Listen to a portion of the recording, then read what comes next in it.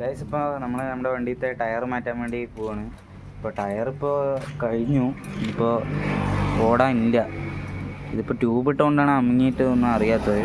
ഇപ്പോൾ കിലോമീറ്റർ എത്രയായെന്ന് വെച്ചാൽ 52,372 ആകാനായി. എന്തായാലും മാറിക്കളയ പറ്റാണ്. അതുകൊണ്ട് ഇന്നിപ്പോൾ നോക്കിയിട്ട് കാര്യമില്ല.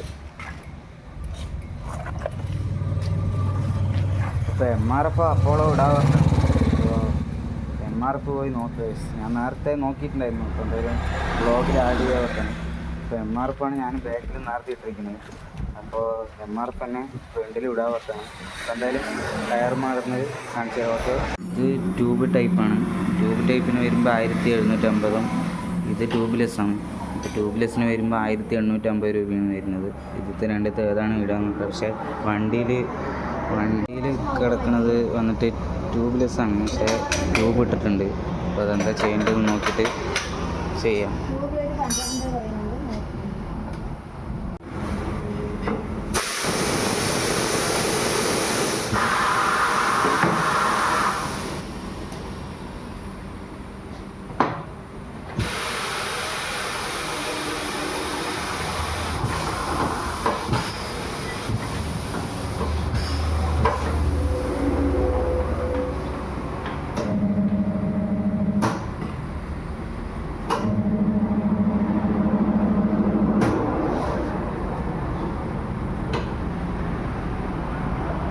അവസ്ഥ വന്നിട്ട് ഇതാണ്, ഒന്നുമില്ല, പോയി ഇല്ലേ, കഴിഞ്ഞില്ലേ.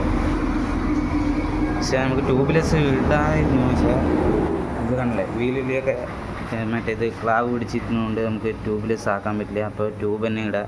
നേരത്തെ ട്യൂബ് കിടന്നതിൽ ഒരു പഞ്ചർ ഉണ്ടായിരുന്നു, പക്ഷെ അത് കുഴപ്പമില്ല, ഒരു പഞ്ചറല്ലേ ഉള്ളൂ. അപ്പോൾ ട്യൂബ് നല്ല വൃത്തിയുള്ളതുകൊണ്ട് നമ്മൾ ട്യൂബും ടയറും കൂടി ഉള്ളതിൽ ടയർ മാത്രം എടുക്കാമെന്നാണ് വിചാരിക്കുന്നത്. ഇനിയിപ്പോൾ നടക്കില്ല ഗൈസ്. അപ്പോൾ നമുക്ക് ട്യൂബും ടയറും കൂടി തന്നെ ഇടാം.